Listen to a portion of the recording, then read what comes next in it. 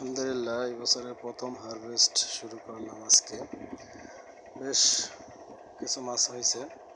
এগুলো রুই মাছ আছে, মৃগেল আছে, তারপরে কিছু পুঁটি মাছ আছে, কিছু শোল মাছ আছে। সব মিলায় কিছু বাগদা মাছও আছে।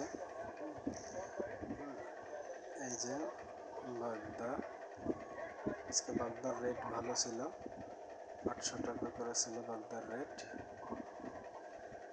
সাদা মাছেরও রেট ভালো, আলহামদুলিল্লাহ, খারাপ না। এই তো কাটা, আমাদের সাতক্ষীরা জেলার পারুলিয়ার মাছের কাটা।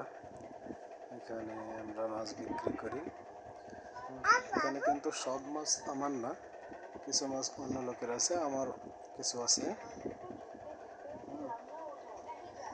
এই বছরের প্রথম হারভেস্ট।